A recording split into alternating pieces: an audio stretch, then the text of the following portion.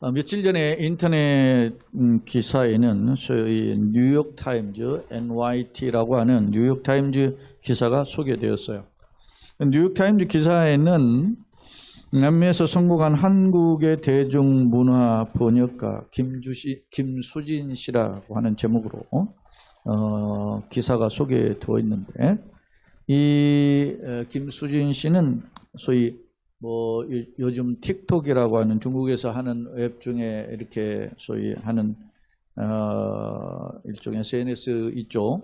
틱톡의 팔로워가 2,400만 명 정도 되고, 32살이라고 하니까 이제 요즘 만으로 하면 우리 나이로 한 33 이렇게 됐겠죠.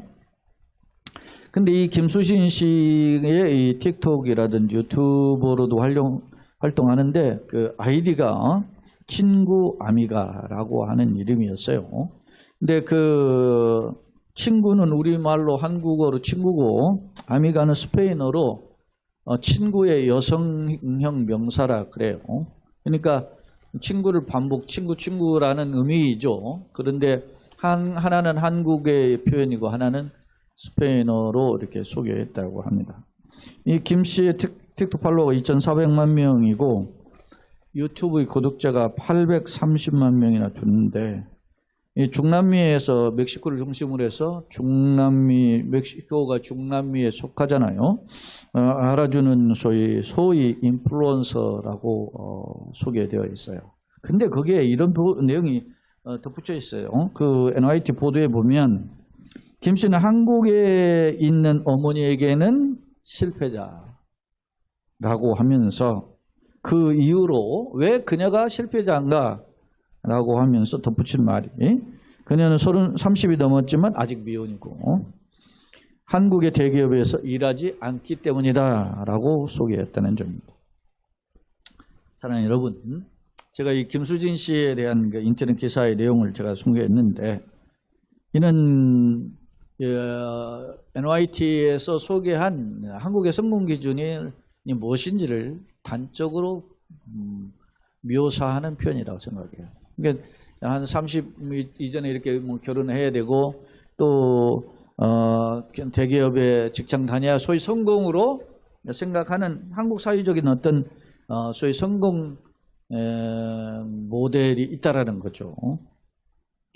근데 이 사람이 지금 32살이지만 그래도 중남미에서는 알려진 소위 성공한 사람이 되었잖아요.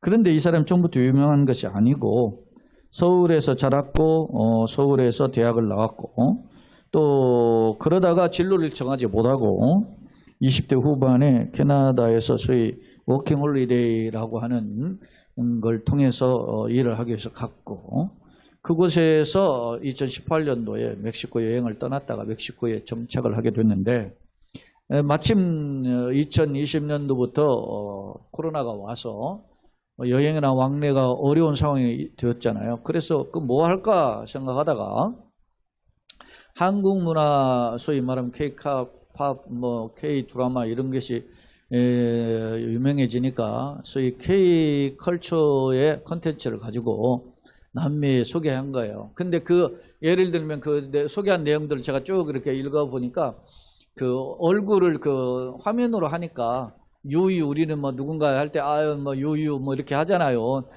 이제 불만족스럽고 좀 안타깝고 맛있고 뭐 하는 걸 표현을 하는데, 자기 얼굴에다가 이렇게 붙여가지고 U자를 형상화해가지고 소개하고, 그러니까 재미있기도 하고, 또 이런 표현이 또 한국에서는 또 사용하는구나 하면서 요즘 중남미나 남미에서는, 동남아에서는 소위 한국 문화에 대해서 굉장히 동경하는 세대들이 많이 있잖아요. 늘어나고 있죠, 예전보다. 그게 이제 어필이 되었다라는 거예요. 그래서 한국의 인기 드라마는 어떤 내용이고, 또 한국의 음악은 어떤 것이고, 한국의 패션은 무엇인지를 이 사람이 설명을 덧붙여서 잘 소개한 거예요.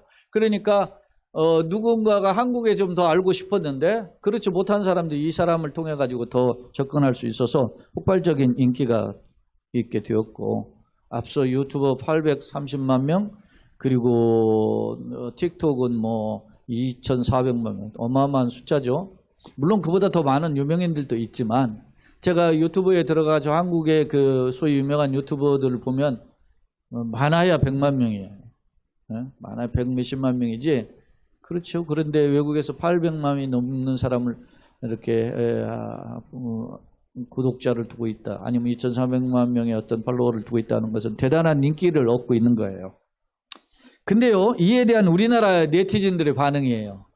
소위 어떻게 보면은 대박을 터뜨린 거잖아요. 외국에 나가서. 그런데 한국의 네티즌들은 뭐라냐. 야, 한국에서 못 살겠다고 가더니 한국 팔아먹기만 하고 있느냐. 그러면서 막 비아냥거리는 말이 막 댓글로 막 붙었어요. 긍정의 말이 10%도 없어요. 다른 말로 표현하면 한국에서 루저인 주제에 뭐 해외에서 잘 나간다고 막 떠드냐 하면서 비아냥거리더라고요. 다. 그런데 그런 멘트들의 표현들이 요즘 다 젊은 세대가 하는 표현인 것 같이 느껴졌어요. 제가 보기에. 사랑하는 여러분, 김수진 씨에 대한 외국의 반응 말고 우리나라의 반응을 어떻게 생각합니까?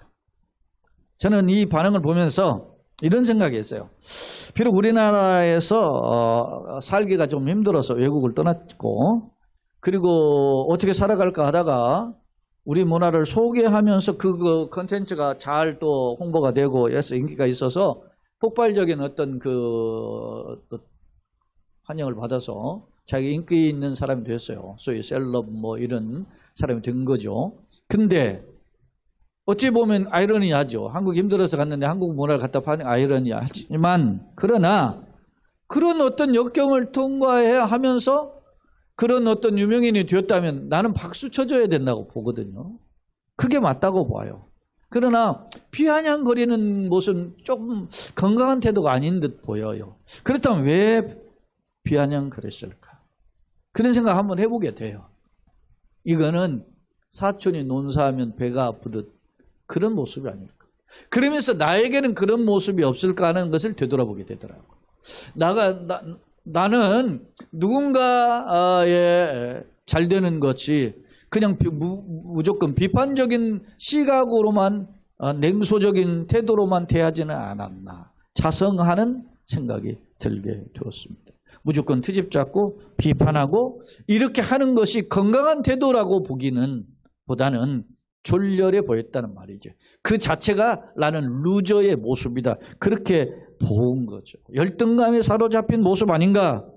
내가 왜 그러면 그런 긍정보다는 비판의 의식이 더 많았을까라고 생각해 보니까 내가 하나님으로부터 오는 하나님이 주시는 어떤 정체성, 하나님이 주시는 파워풀한 힘, 하나님이 주시는 미래의 비전들을 많이 놓치다 보니까 나도 현실 속에서 살다 보니까 현실의 눈으로 바라보는 시각 때문에 내가 지쳐있고 불평하고 낙심하고 비판하는 부정적인 사람으로 바뀌어가고 있구나라고 하는 점을 발견하게 되었습니다. 사랑하는 성도 여러분, 그러면 나의 모습은 어떻습니까? 제가 강단에 있는 목사의 모습이 이렇게 바뀌어가고 있구나. 나도 이렇게 부정적인 모습은 건강한 태도가 아니다. 그런 말씀을 드렸는데, 그럼 우리가 이런 부정을 털어버리고 다시 긍정으로 일어서는 모습은 과연 무엇일까? 오늘 저는 출애굽기 34장 1절 10절을 읽었는데 출애굽기 34장의 말씀을 한번 참고해 보고자 합니다. 사실 코로나가 터지고 제가 이 출애굽기 34장의 말씀 34장 뒤에 25절로 35절에 대한 말씀을 가지고 27절 35절을 가지고 이미 산 위의 사람 산 아래 사람이라고 하는 내용으로 제가 이 코로나 기간에 주일 낮 예배 때 말씀을 전한 바 있어요. 근데 그때 전했기 때문에 그 내용은 이제 차치하고, 그때 기억하기는 제가 산 위의 사람 산 아래 사람이 우리가 이 영상 예배를 했는데 그때 영상에 딱 고장이 났어요. 그래가지고 우리 이쪽에 전에 카메라가 여기에 붙어 있었어요. 이 카메라로 우리 하림이가 버튼을 눌러가지고 녹화했던 화면이 있습니다. 우리 영상이 전부 다 제가 이렇게 정면 설교하는 내용으로 촬영이 됐는데 그 영상만 이렇게 사선에서 비춘 영상이 있어요. 근데 그 영상이 제가 그때도 제 마음속에 감동적으로 설교를 한 기억이 있거든요. 그런데 미얀마에 나간 선교사, 한반성 선교사가 그 설교에 댓글을 단 기억이 있어요. 혹시 여러분들은 읽어보셨는지 모르겠는데 어찌됐든 그 기억이 있는 말씀은 뒤에 부분에 있는 내용이고, 오늘은 1절로 17절의 내용을 통해서 다시 일어서는 모습을, 무엇이 다시 일어서는 모습일까, 그 비결은 무엇인지를 오늘 말씀을 통해서 한 3가지의 측면에서 살펴보고자 합니다. 자, 당시 모세는 어떤 상황이었는지 보면, 자, 모세가 하나님이 부르셔가지고 시내산에서 시내산으로 올라갔어요. 올라가서 40일을 있는 동안에 모세가 산에 올라갔는데 내려오질 않는 거예요. 그러니까 백성들이 우리를 인도한, 애굽에서 인도한 모세는 어디 있느냐 이렇게 이야기하니까 아론을 중동질해가지고 우리를 인도한 하나님이 어디 있냐, 그러니까 각 은금패물을 모아놓고 내놔라 아론이. 그렇게 하고 그걸 가지고 뭘 만듭니까? 금송아지를 만듭니다. 하나님이 지금 모세와 지금 시내산에서 대면을 하다가 하나님은 진노하십니다. 야, 모세야, 너희 백성들이 저 지금 산 밑에서 난리가 났다. 그렇게 하니까 얼른 내려가라. 그래서 모세가 하나님께서 40일 동안 받은 그 중에 대표적인 계명이 뭡니까? 10계명 2 돌판을 가지고 내려오다가 그 금송아지에서 그 하는 난장판이 난 이 이스라엘 백성을 돌판을 던져서 깨뜨려 버리잖아요. 그렇게 하고 하나님 앞에 엎드려서 기도하는 겁니다. 하나님 살려주세요. 이스라엘 백성 살려. 그랬더니 하나님 뭐라고 하십니까? 내가 이 백성 쓸어버리겠다고 막 그렇게 합니다.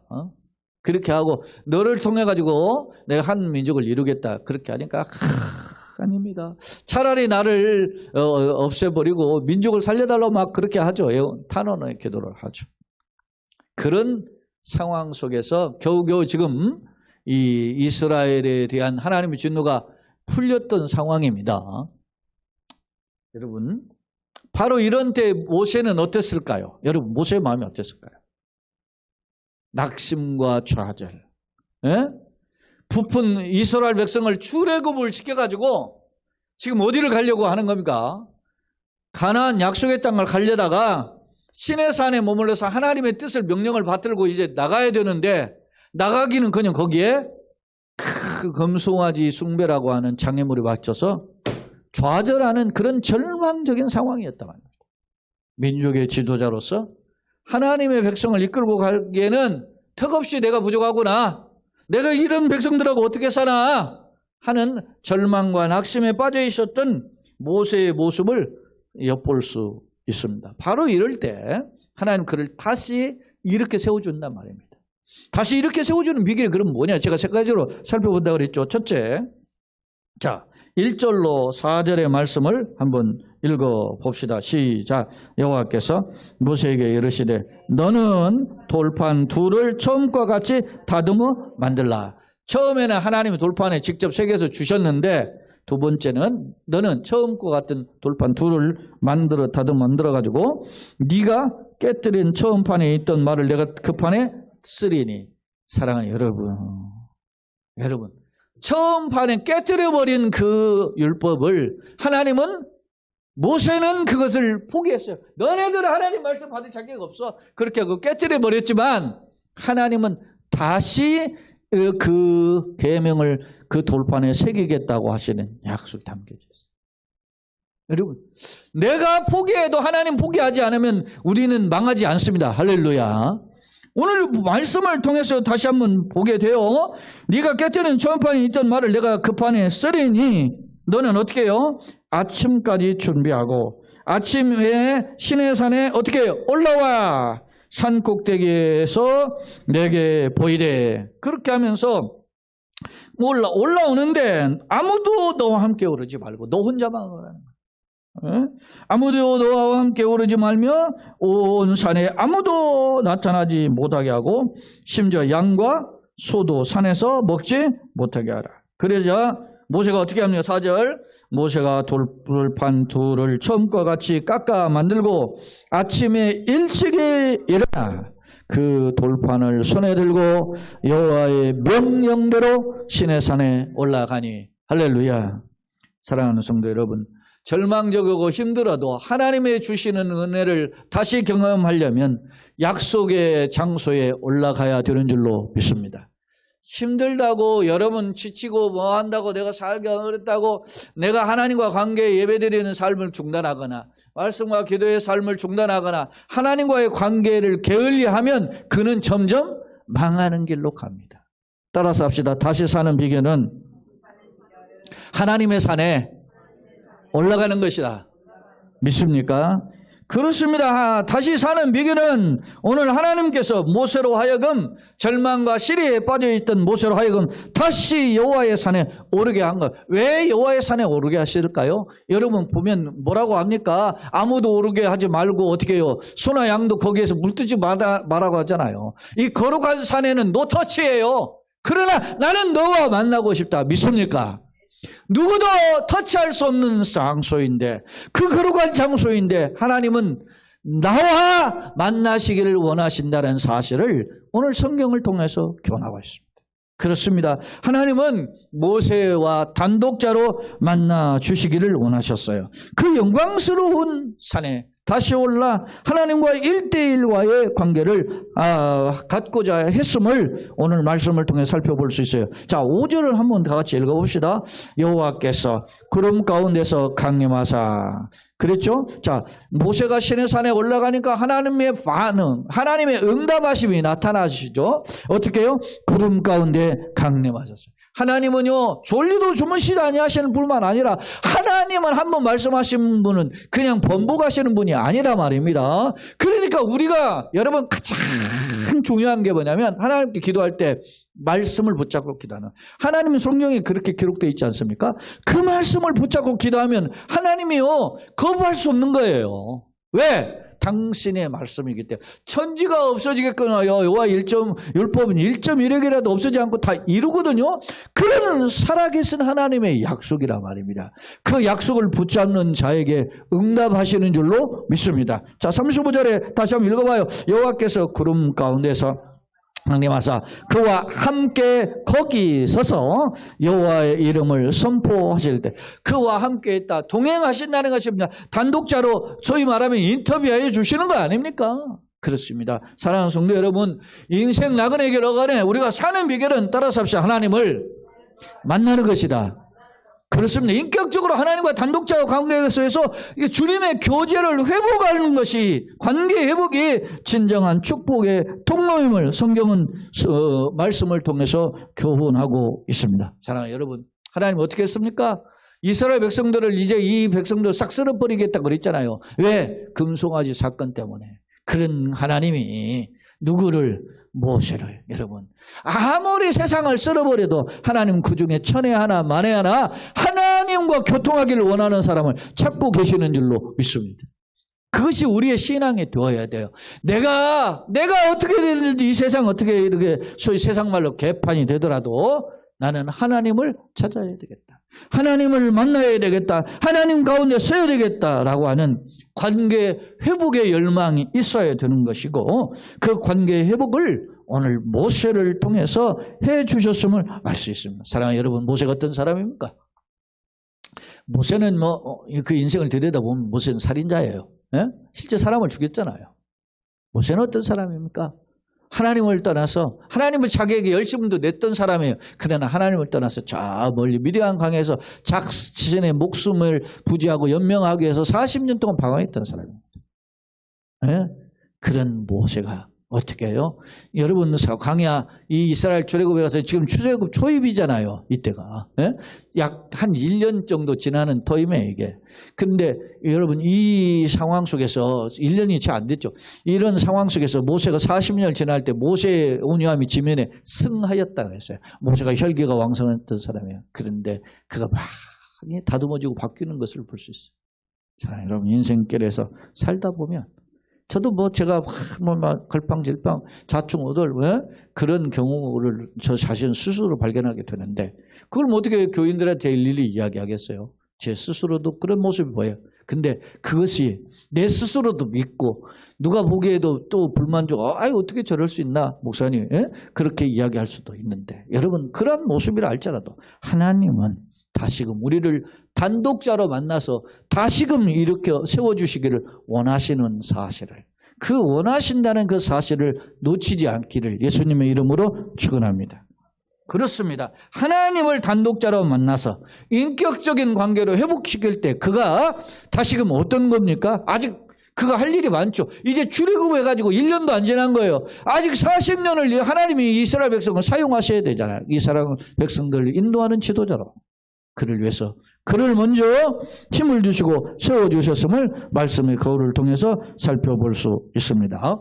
그렇기 때문에 우리가 따라서 합시다. 여호와의 산에 올라가자. 왜요? 하나님을 만나러 가요. 여러분요, 주일 예배는 하나님 뭐 하는 거예요?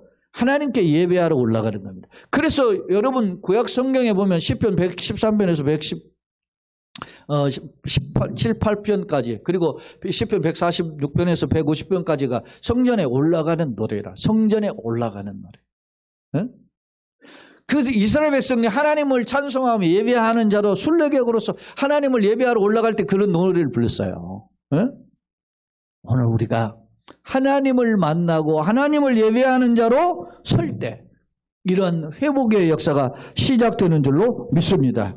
그런 은혜를 저와 여러분이 함께 누리기를 예수님의 이름으로 축원합니다. 아멘. 두 번째인데요. 자, 6절, 7절을 같이 한번 읽어보겠습니다. 자, 하나님이 구름 가운데 강림해서 뭐라고 하시는지 한번 봅시다. 6절, 7절. 여호와께서 그의 앞으로 지나시며 선포하시되 여호와라, 여호와라, 자비롭고 은혜롭고 노하기를 더디하고 인자와 진실이 많은 하나님이라. 인자를 천대까지 베푸며 악과 과실과 죄를 용서하리라. 그러나 벌을 면하지는 아니하고 아버지의 악행을 자손 3, 4대까지 보응하리라. 자, 하나님이 선포를 해요. 그 구름 가운데 나타나신 하나님이 선포하는데 여러분 보세요. 지금 모세가 여호와의 산에 올라서 시내산에 올라서 하나님과 단독자로 만났죠. 근데 선포하는 내용이 선포한다라는 내용은 뭘까요? 모세만 들을 뿐 아니라 모든 사람이 듣기를 원한다는 거예요. 그러니까 이 내용은 단지 모세에게 주어진 메시지가 아니라는 거예요. 모세를 뿐만 비롯하여 이스라엘 전체에 주신 약속이라는 거예요. 그런데 그 약속을 보면 6절을 다시 한번 봅시다. 여호와께서 그의 앞으로 지나시며 하나님이 누구신가 보여주시죠. 지나시며 선포하시되 누구? 여호와라, 여호와라. 그 하나님은 여호와라, 여호와라. 하나님을 다시 한번 반복 상기하고 있죠. 그러면서 뭐라고 해요? 그 하나님이 자비롭고 은혜롭고 노하기를 더디하고 인자와 진실이 많은 하나님. 여러분 두 번도 반복 강조인데 여러분 지금 4번, 5번 반복하고 있어요. 응? 근데 하나님을 대한 편, 여호와라는 분은 어떤 분이나? 자비로우신 분이다. 은혜로우신 분이다. 노하기를 더디하신 분이다. 인자가 많으신 분이다. 진실하신 분이다. 특히 제가 여기 자비, 인자 이런 표현이 단어가 인자라는 단어가 특히 인애, 인자, 자비 이런 표현으로 사용됐는데 이게 헤세드라고 제가 히브리어를 소개한 바가 있었어요. 이 헤세드는 언약의 백성에 베푸시는 하나님의 사랑을 가리킬 때 이 헤세드라는 단어를 사용해요. 구약에서 제가 보기에 제일 중요한 단어 중에 여러 단어들이 있는데 그 중에 하나예요. 그게 헤세드예요. 응? 자, 이것은 뭐예요? 여러분 신실하신 하나님. 하나님 참 좋으신 하나님이죠. 근데 그 하나님은 어떤 하나님이요? 자비하신 하나님, 은혜로우신 하나님, 노하기를 더디하신 하나님, 인자가 풍성하신 하나님, 진실이 많으신 하나님. 네? 그런 하나님이라는 것을 반복 강조하고 선포하고 있다는 사실입니다. 이 말은 무슨 말입니까? 오늘 모세뿐만 아니라 이스라엘 민족이 지금 어떤 상태예요? 지금 특히 모세는 막 백성들 때문에 절망했지만 백성들은 뭐예요 지금? 네? 아론을 중심으로 금송아지를 만들고 막 거기에 춤추고 막 우상을 섬기는데 부한해동한 거 아닙니까? 거기서 춤을 추고 막 난장판이 된 일에 거기에 다 휩쓸려가지고 정말 절망의 상태에 있는 아주 냄새나는 상태란 말입니다. 이들에게 하나님 어떤 분이요? 자비하신 하나님, 노하기를 더디하신 하나님. 내가 잘못하고 정말 냄새나지만 하나님은 어떻게 해요? 길에 참아주시고 그를 다시 한번 이렇게 세우기를 원하신다. 할렐루야. 그것을 반복적으로 강조하고 있는 표현 아닙니까? 그러니 얼마나 귀한 말입니까? 여기에 보면 특별히 인자를 1000대까지 베풀라. 1000대. 두고 1000대까지 베푸는 무한대를 가리키는 표현이에요. 그런 베풀며 악과 과실과 죄를 어떻게 해요? 용서하리라. 너네들 냄새나자고 허물지지만 사랑해 주시겠다는 거. 사랑, 여러분, 내가 잘나가지고 지금까지 여기 온 게 아닙니다. 나는 약함이야, 부족하고 냄새나며, 그럼에도 불구하고 하나님의 은혜로, 하나님의 사랑으로, 하나님의 놀랍고 길이 참으신 은혜로 지금까지 걸어온 줄로 믿습니다. 그러나 벌을 면제하지는, 그렇다고 벌을 눈감땡 봐준다는 건 아니에요. 아버지의 악행을 자녀 3, 4대까지. 근데 여러분, 자녀 3, 4대에 대한 징계와 자녀 1000대까지 축복하고는 비교가 안 되죠. 그러니까 징계보다는 사랑, 은혜가 크신 하나님을 역설적으로 강조하고 있음을 오늘 본문을 통해서 살펴볼 수 있어요. 사랑하는 여러분, 모세가 우리가 지금 이 과정까지 오는 과정 중에 제가 성경을 32장, 34장 계속 살펴보니까 모세가 하나님 앞에 이스라엘 백성 용서해달라고 4번이나 기도해요. 4번이나. 왜요? 하나님, 이 백성을 쓸어버리면 어떻게 합니까? 용서해달라고 막 4번. 사랑해요, 여러분. 자식도 부모가 아무리 속상하지만 용서를 구하면, 빌면 어떻게 합니까? 용서해 주시죠. 그게 부모의 사랑 아닙니까? 하나님의 그 사랑에, 무궁하신 그 사랑 앞에 모세가 지금 백성들의 용서해 달라고 기도했고, 그런 하나님을 오늘 하나님께서 어떻게 해요? 말씀으로 응답해 주는 거예요. 여호와라 자비롭고 은혜롭고 노하기를 터지 않고 인자가 많으신 분인데, 저 하나님 말씀 따르는 사람 1000대까지 은혜 베풀고, 물론 잘못하는 사람 자녀 사는 징계하지만 은혜가 더 크신 하나님이다, 역설적으로 말씀하고 있음을 알 수 있습니다. 사랑하는 성도 여러분, 이스라엘, 이 말은 아까 보면 첫 번째 주제가 하나님과 지도자와의 관계를 회복하는 관계에 주어진 메시지라면, 더 나아가서 오늘 본문 6절, 7절은 뭡니까? 이스라엘 전체와 하나님과의 관계를 회복하는 비결임을 알 수 있어요. 다시 일어서는 비결이 뭐냐? 여호와의 산에 올라가야죠. 다시 일어서는 비결이 뭡니까? 노하기를 더디하고 자비가 풍성하죠. 인애를 1000대까지 베푸신 하나님을 바라보아야 되는 줄로 믿습니다. 그렇습니다. 사는 비결이 뭔지 성경은 분명히 답을 줘요. 자, 보세요. 8절, 9절 한번 보겠습니다. 모세가 뭐라고 하는지 보세요. 모세가 급히 땅에 엎드려요. 그런 하나님께 뭐라고, 어떤 리스판스, 반응을 보입니까? 신앙적 자세, 모세가 그런 선포하시는 하나님의 그 선포에 어떤 자세를 보이는가를 중요해요. 자, 모세가 땅에 급히 어떻게 해요? 엎드렸어요. 그리고 뭐라고 하는지 보세요. 9절 다 같이. 이르되 주여, 내가 주께 은총을 입었거든 원하건대 주는 우리와 동행하옵소서. 이는 목이 뻣뻣한 백성이니이다. 우리의 악과 죄를 사하시고 우리를 주의 기업으로 삼으소서. 모세가 크도 또 하나, 하나님은 그렇게 선포하시는 은혜가 공의를 푸신 하나님 앞에, 하나님 어떻게 해요? 우리가 주님 앞에 은총을 입었으면 주님 끝까지 동행해 주시옵소서. 할렐루야. 사랑하는 성도 여러분, 우리가 비록 연약합니다. 뻣뻣함이 있습니다. 냄새납니다. 그럼에도 불구하고 세상 끝날까지 너희와 항상 함께 있겠다고 하는 하나님의 약속에 다시 한번 붙들려서 주님과 동행하는 그러한 걸음이 되기를 예수님의 이름으로 축원합니다. 아멘. 그렇습니다. 오늘 주발하는 기의 백성들은 어떤 태도를 보여야 되느냐? 그것은 비록 내가 연약하지만 하나님의 약속에 붙들려서 주님과 동행하는 자가 되게 하여 주옵소서. 그렇습니다. 두 번째 우리에게 주시는 교훈이 뭐였어요? 하나님은 자비롭고 은혜로우시고 은혜가 크신 하나님이기 때문에 그의 약속을 붙잡아야 되는 것임을 오늘 말씀을 통해서 살펴보았습니다. 자, 세 번째인데, 마지막인데요. 다시 일어서는 비결이 과연 뭘까? 자, 먼저 10절로 14절을 한번 읽어보겠습니다. 시작. 여호와께서 이르시되 보라, 내가 언약을 세우리니 곧 내가 아직 온 땅 아무 국민에게도 행하지 아니한 이적을 너희 전체 백성 앞에서 행할 것이라. 네가 머무는 나라 백성이 다 여호와의 행하심을 보리니 내가 너를 위하여 행할 일이 두려운 것임이니라. 너는 내가 오늘 네게 명령한 것을 삼가 지키라. 보라, 내가 네 앞에서 아모리 사람과 가나안 사람과 헷 사람과 브리스 사람과 히 사람과 여부스 사람을 쫓아내리니 너는 스스로 삼가 네가 들어가는 땅의 주민과 언약을 세우지 말라. 그것이 너희에게 올무가 될까 하노라. 너희는 도리어 그들의 제단을 헐고 그들의 주상들을 깨뜨리고 그들의 아세라상을 찍을지어다. 너는 다른 신에게 절하지 말라. 여호와는 질투라. 이름하는 질투의 하나님이라. 할렐루야. 말씀을 좀 긴데 정리해보면 어떤 겁니까? 내가 여기 1절, 10절에 언약을 세우는데 그 언약은 뭐냐면 이 세상에 어느 국민에게도 행하지 않았던 약속이라는 거예요.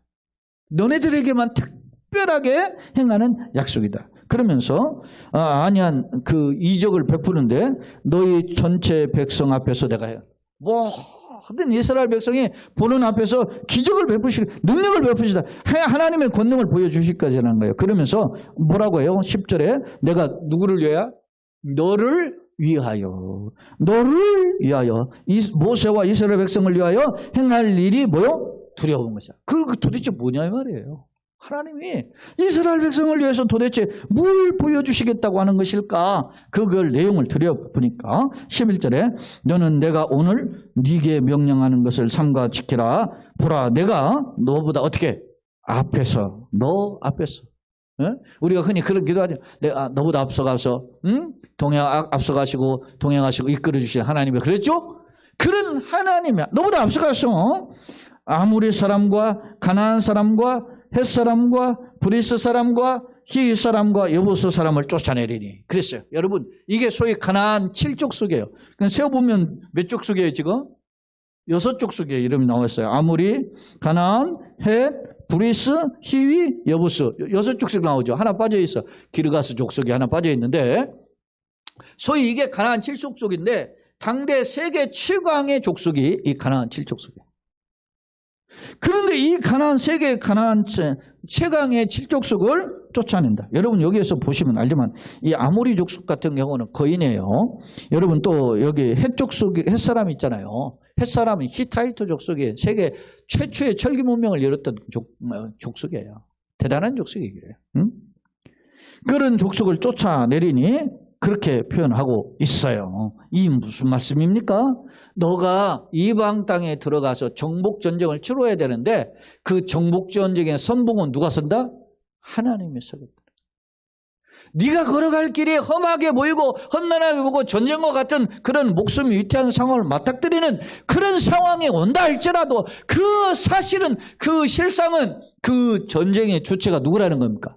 하나님이라는. 근데 이걸 우리가 알지 못하죠. 현실의 눈에는 하나님 앞에서 전쟁에서 칼과 창을 휘두르는 걸 볼 수가 없잖아요. 근데 실제는 하나님이 그렇게 앞서서 행하실 것임을 말씀하고 있어요. 그러면서 뭐라고 합니까? 12절에 이런 표현을 해요. 너는 스스로 삼가 내 들어가는 땅의 주민과 언약을 세우죠. 그런데 네가 그 당대 지금 소위 가나안 7족속의 세계 최강이잖아요. 그 강력한 군사력이 있단 말이에요. 이스라엘은 예를 들어서 창이나 칼 이거 하나 제대로 있는 거 한 자루가 없는데 당시 가나안 족속들은 철기 문명으로 큰 칼과 창을. 여러분요, 고조선이 한나라한테 망하죠. 한나라 망하고 한나라가 중국의 한나라가 고조선을 멸망시키고 한나라의 소위 말하면 식민지를 4개를 설치를 해요. 그게 소위 한사군 아닙니까? 그중에 가장 오래 남아있는 한사군의 마지막 나라가 낙랑군 아닙니까? 낙랑. 그래서 호동왕자와 낙랑공주가 그거 해가지고 사랑에 빠진 낙랑공주가 자명구를 찢어가지고 고구려가 쳐들어가는데 북을 붙여가지고 결국 낙랑군이 망하고 몰아냈잖아요. 그때 몰아냈을 때가 소위 고구려의 미천왕이에요. 그때가 서기 313년이에요. 여러분 서양에서는 서기 313년에 기독교가 어떻게 해요? 소위 선포되는 공인 321년은 기독교 공인되잖아요.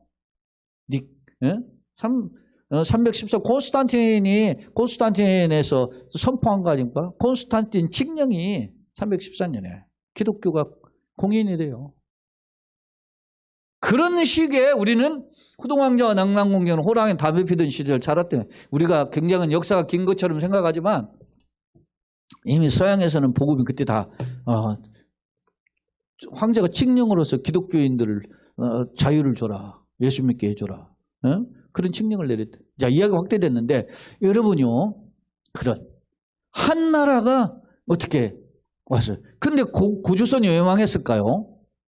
딱 이유가 하나예요. 딱 이유가 한 나라는 철기 문명이고 고조선은 청동기 문명이에요.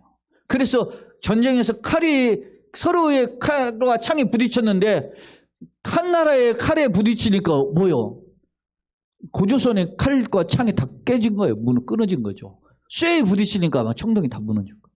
그래서 전쟁을 할 수가 없는 거예요. 자, 여기로 와 보세요. 가나안 7족속에 이 철기 문명을 가지고 있는 이 족속들과 전쟁을 치르는데 이스라엘이 변변치 않은 무기가 없단 말입니다. 근데 어떻게 이깁니까? 하나님이 이기게 하죠. 그러면 우리에게는 어떤 자세가 필요하느냐? 다시 12절 다시 봅시다. 너는 스스로 삼가라. 네가 들어가는 땅의 주민과 뭐요? 언약을 세우지 말라. 그것이 너에게 올무가 될까 하노라. 여러분, 내가 무슨 일을 결정하고 추진하더라도 이게 하나님이 기뻐하시는 방법일까요? 라고 하나님 앞에서 기도하면서 결정하는 것이 지혜인 줄로 믿습니다. 내가 결정하고 내 생각의 판단에 따라서 결정하면 실패해도 그게 내 책임이야. 그런데 하나님의 뜻을 물어보고 하나님 해서 망하더라도 망하면 어떻게 해요? 그걸 하나님 책임지시는 거지. 그게 신앙이에요. 근데 요즘은 어떻게 해요? 사람들이 너무 많이 잘 배우고 너무 많이 똑똑하고 하니까 자기 생각 판단으로 다 결정하잖아. 그러니까 하나님이 결정할 틈이 없어요. 오늘 너는 스스로 삼가라. 조심하라는 거예요. 어떻게 그 땅의 주민과 약속을, 언약을. 왜? 그 땅 주민이 세잖아요. 미국이 세잖아. 중국이 세잖아. 그러니까 우리가 자꾸 끼웃거릴 수밖에 없잖아요. 근데 적어도 내가 하나님을 믿는 사람이라면 그런 하나님 앞에 기도하면서 하나님은 어떻게 해야 되는 게 지혜입니까?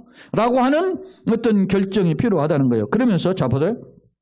왜 언약을 세우지 말라고 했을까요? 그것이 너에게 뭐가 돼요? 올무가 돼. 내가 약속을 했는데 그게 오히려 나를 올가매고 나를 망하게 하는 그런 구렁텅이가 될 수 있다라는 겁니다.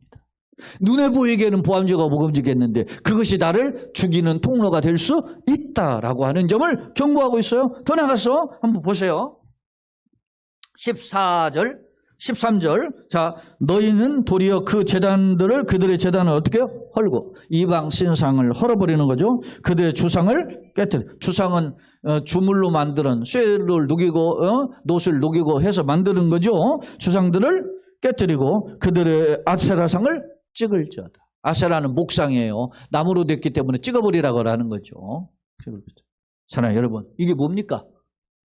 내가 이제 하나님의 약속의 땅에 증거를 하려고 보면 딱 내 앞에 뭐가 있다는 거예요. 장애물이 있는데 그때 어떻게 해요? 주판안을 튀기게 된다는 겁니다. 세상 사람들은 어떤 주판안을 튀깁니까? 손익계산서를 튀겨와가지고 이게 이득이 얼마나 남는지 어떤 일을 해서 그 사람들이 결정을 해요. 그런데 우리는 손익계산서를 튀기지 말고 하나님의 말씀의 계산서로 결정하고 행동하라. 할렐루야. 그래서 그러면 이게 하나님의 방법, 하나님의 뜻대로 사는 방향이 필요하죠. 제가 여러 번 이야기했던 어거스틴 신국론이라는 책이 소위 말해 하늘의 도성과 세상의 도성 양 사이에 우리가 끼어 있다고 그러지 않습니까? 근데 이 어거스틴 신국론인 책이 그 어거스틴이 말이죠. 22년 동안 집필한 책이에요. 그 굉장히 오래된 집필한 거예요, 그게.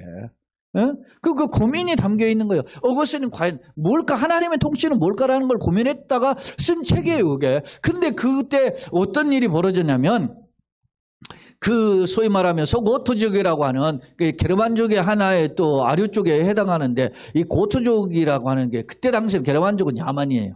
이 로마가 생각할 때 게르만 민족은 야만이에요. 게르만이 지금 독일에 해당하잖아요. 야만족이에요. 근데 그거 소고토족이 그게 야만족으로 보였던 거예요. 근데 그 야만족이 쳐들어오니까 노마가 막 쑥대밭이 돼버린 거예요. 노마가 어떤 나라입니까? 지금 앞서 이야기했죠.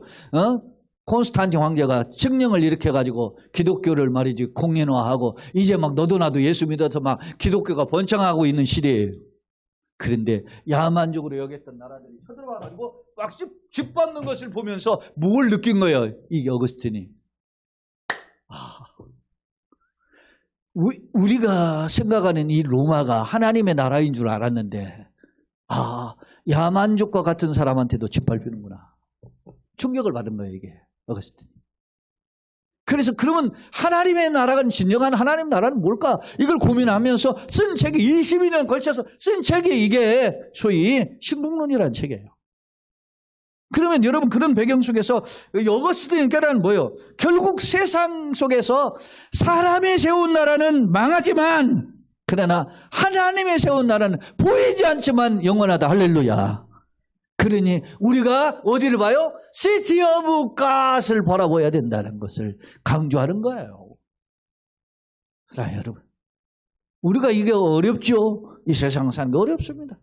제가 이렇게 설교를 하지만 저 마음속에도 가는 막 걱정과 계산 그런 것들이 있어요. 그러나 여러분 내가 그렇게 한다고 내가 해결되는 것이 아니라는 것도 알아요. 그러나 어떻게 해요? 인간의 마음이기 때문에 겁이 나는 거죠. 그러면서 하나님의 뜻을 바라보는 거. 하나님 어떻게 하면 좋습니까?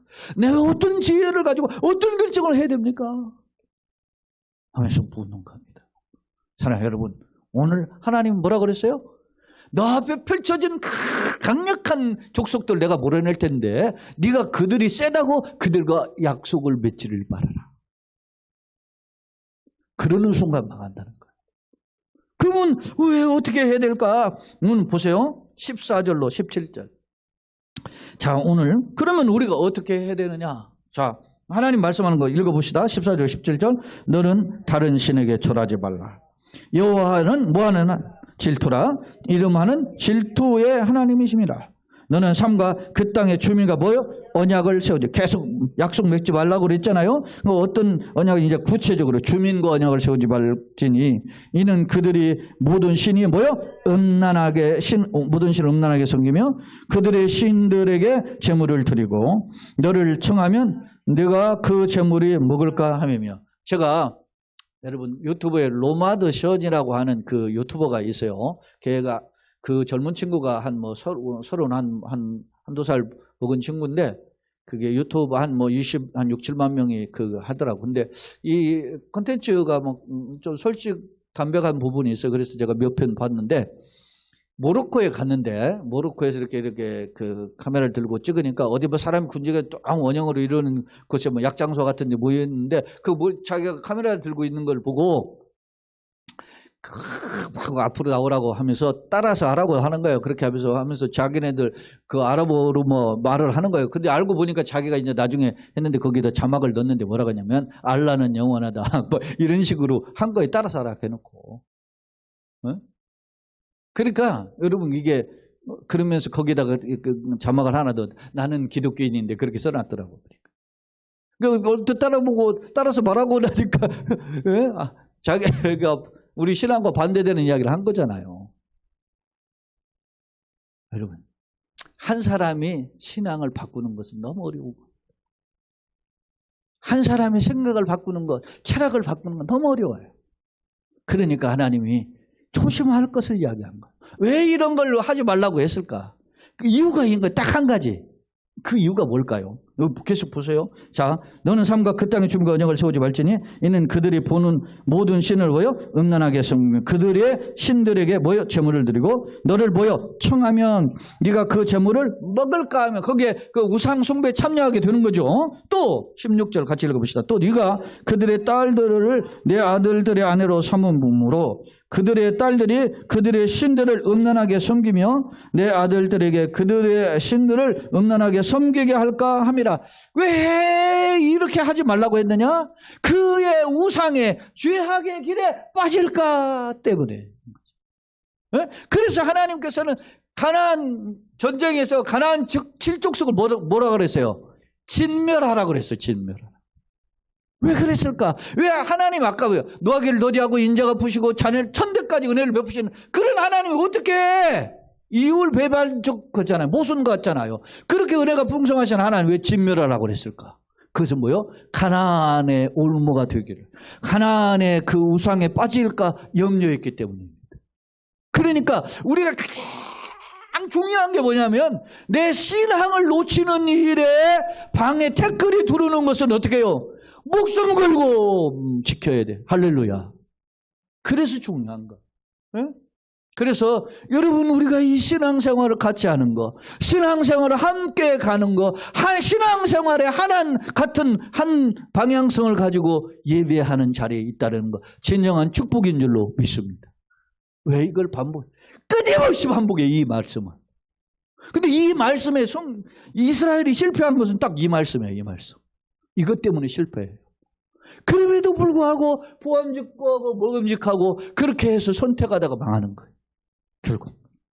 자, 16절 그들의 신들을 음란하게 섬기게 할까 함이라. 너는 신상을 부어 만들지 말라. 결국 하나님은 세 번째 마지막 명령이 무엇입니까? 하나님의 백성다운 삶으로서의 삶의 걸림돌이 되는 그 대표적인 게 뭐예요?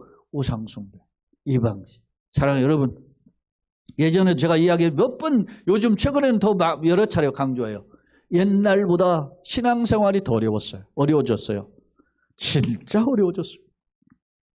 제가 믿을 때보다 지금 젊은 세대들이 예수 믿는 건 진짜 더 어려워졌습니다. 예수 믿기가 어려운 시대입니다. 그런데 어떻게 해요? 내 안에 예수가 없으면 어떻게 이겨냅니까? 못 이겨냅니다. 하나님은 살아계시는데, 네? 하나님은 생사화복의 주인이신데, 그렇기 때문에 우리가 더 큰 주님의 깊은 자리에 거하는 축복의 권속들이 되기를 예수님의 이름으로 축원합니다. 아멘. 그렇습니다. 오늘 본문에서는 우상 숭배의 금지 명령이 반복 강조되고 있어요. 특히 하나님 뭘 강조해요? 나는 질투하는 하나님이라고 그래요. 질투하는 하나님. 이게 강조점이에요. 하나님이 뭐 어떤 하나님이에요? 너무 위대하시는 분인데 쪼잔하게 질투하시는가? 아닙니다. 그만큼 뭐요? 하나님 앞에 다른 신을 섬기는 것, 그것 자체가 죄악임을 이야기해요. 그런데 여러분 우리가 착각해서 안 되는 것이 뭐냐면, 여러분 우상숭배가 단순히 옛날에는 이방 신을 섬기는 게 우상숭배였어요. 네? 근데 지금 뭐예요? 이방 신을 꼭 섬기지 않고 내가 어떤 타종교 어떤 것을 하지 않더라도 우리 도처에 이방 신을 섬기는 우상숭배가 널려 있다는 겁니다. 하나님을 벗어나서 그것을 좋아하고 집착하는 것, 그게 우상이에요. 어제 인터넷 기사에 보니까 어느 아주머니가 진동 안마기 있잖아요. 진동 안마기를 해가지고 타겠어요. 자기가 어느 아파트에 이사를 갔는데 아래층에 밥을 먹어도 담배 연기가 올라오고 냄새가 나고 그래가지고 문을 못 열어놓겠다 답답하더래. 그래가지고 부탁을 했답니다. 우리가 밥을 먹는데도 담배 연기가 올라오고 그렇게 하니까 못 살겠습니다. 그렇게 했더니 아니 내가 지금 어디 나가서 담배를 피냐고, 내 집에서 담배도 못 피고 내가 도대체 어디서 피냐고 막 화를 버럭내고 그렇게 하더래. 그렇게 부탁을 했는데도 이 대화가 통하지 않아가지고 이 사람이 생각한 게 뭐냐면은 이 사람이 담배를 피는 순간 그 진동 안마기를 방바닥에 딱 틀어놓고 나간대. 자기는 따다다다다다다다다다다다다다다다다 배터리가 다 달동하듯 그렇게 도는 거야. 그렇게 한 일주일 했더니 담배 피는 게 그쳤다 그래. 그랬더니 그 여러 댓글이 붙어 있는데 사람들이 쌤통이다 뭐 어쩌다 뭐 이런 글들이 많이 붙었어요. 요즘 이게 우리의 현실입니다. 여러분, 담배 피는 이웃 하나 안 만나는 것만도 복이에요. 그런 시대에 지금 우리가 세상 도처에 내가 마음 편하게 살 수 있는 곳이 하나도 없어요, 사실은. 그런데 주님이 나를 도와주지 않으시면, 나를 세밀하게 간섭하지 않으시면 어떻게 승리할 수 있겠습니까? 바라기는 우리 모두가 이 세상 나그네 길 어간에 살아갈 때 하나님의 명령들을 생각하며 지혜를 구하고 능력을 구하는 그런 예수님 이름으로 축원합니다. 아멘. 말씀을 정리해 보겠습니다. 사랑하는 성도 여러분, 오늘 말씀을 크게 17절까지 세 부류로 살펴봤습니다. 다시 일어서는 비결이 뭘까? 지도자였던 모세가 낙심과 절망에 있을 때 하나님은 하나님과의 단독자로서 만나 주심을 다해서 다시 한번 그에게 힘을 공급해 주셨어요. 나아가서 하나님은 이 모세와 이스라엘 전체의 백성들에게 하나님은 어떤 분이신가를 상기시켰어요. 노하기를 더디하시고 인애가 크신 하나님이다. 그렇기 때문에 그 하나님, 인자 하나님을 사랑하는 자에게 천대까지 은혜를 베푸시는 게 그 하나님 바라보라고 이야기하고 더 나아가서 강력한 전국 전쟁이 펼쳐지게 되는데 거기에 너희들이 몫에 있지 않고 하나님이 그 전쟁의 문제를 해결할 텐데 너희들은 단지 그 땅에 들어가서 그들과 언약하면서 그 땅의 것들을 섬기지 말 것을 경고하고 있어요. 그렇다면 나는 어떤 모습으로 살 것인가? 여러분, 참고로 우리가 오늘 말씀은 아니 좀 벗어났지만 29절 30절을 한번 보겠습니다. 자, 모세가 그 증거의 두 판을 모세의 손에 들고 시내산에서 어떻게 이제 내려오죠. 내려오는데 그 산에서 내려올 때 모세는 자기가 여호와와 말하였으므로 말미암아 얼굴 피부에 광채가 나나 깨닫지 못해. 자기 얼굴에 광채가 나는데 깨닫지 못할 정도. 그러니까 이게 뭐냐면 금묵자흑입니다. 누구와 가까이 있느냐에 영향을 믿는 거예요. 어디 담배 피우는데 계속 가서 있으면 자기 몸에 담배 핀 것처럼 냄새가 나잖아요. 페인트공은 페인트가 묻게 돼 있잖아요. 그런 겁니다. 그가 하나님과 가까이 갔더니 모세가 하나님처럼 영광스러운 모습으로 변형된 거예요.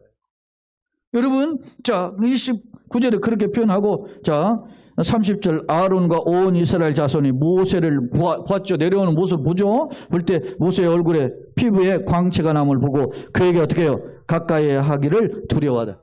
백성들이 두려워했어요. 야, 진정한 리더의 모습은 뭘까? 권위와 영향을 주는 것은 뭐요? 자기가 어떤 힘을 주고 막 포악을 치는 게 아니에요. 에? 요즘 세계 정세나 우리나라를 보면 어떻게 세계 지도자라고 하는 사람들이 막 그냥 포탄 막 쏘아다봐 전쟁이나 일으키고 아니면 자기가 권력하였다고 말이지 타협도 안 하고 지 맘대로 하잖아요. 에? 그런 거는 진정한 두려움의 대상이 아닌가. 진정한 두려움은 뭐요? 하나님을 가까이 한 사람은 스스로 자기가 광채가 났는지를 모르지만 광채가 났음을.